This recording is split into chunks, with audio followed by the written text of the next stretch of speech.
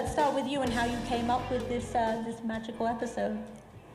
This young man over here at the beginning of the season floated the idea that we might do something absurd for the 5th episode, which was a high school musical. And as soon as I heard that, I was like, I will kill all the other writers who are sitting right over there to write this episode.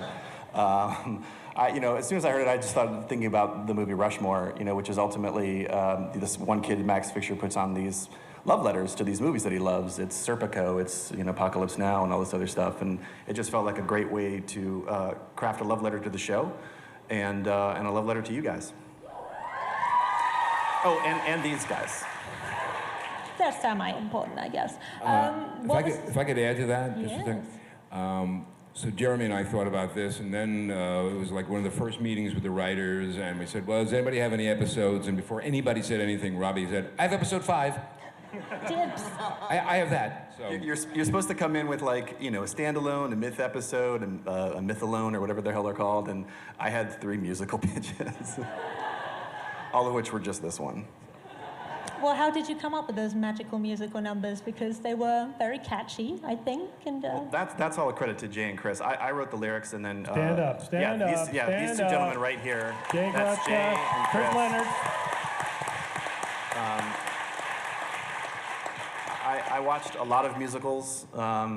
I listened to too many. I listened to a lot of musicals, and really my wife was the biggest inspiration. She's a big musical theater kid.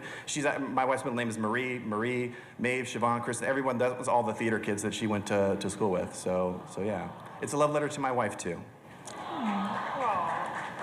You just saved yourself there, Robbie. You just saved it.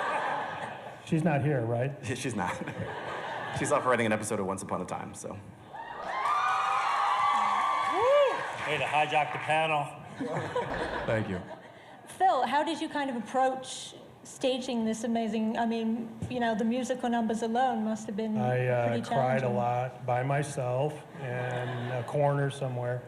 It was daunting at times because you had to stage this musical play within the confines of our show, and the girls did a knockout job. Where's Katie and Joy? Stand up. They're here. 2 of our young ladies are here somewhere. Yes. Hey, there, right there.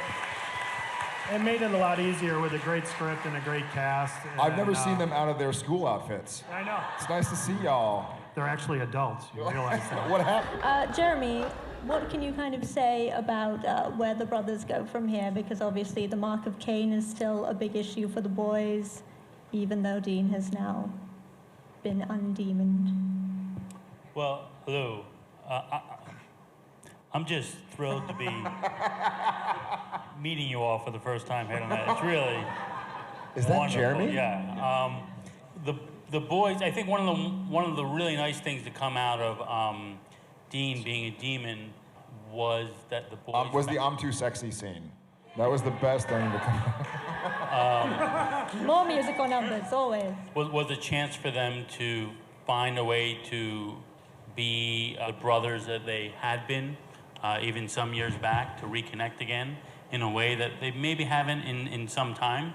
And I think it's that newfound rediscovery, I'm making up sentences now, of that bond that is really put to the test in the coming episodes. And I'll leave it at that.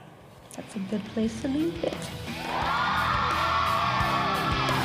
Presented by Straight Talk Wireless. The world needs more Straight Talk.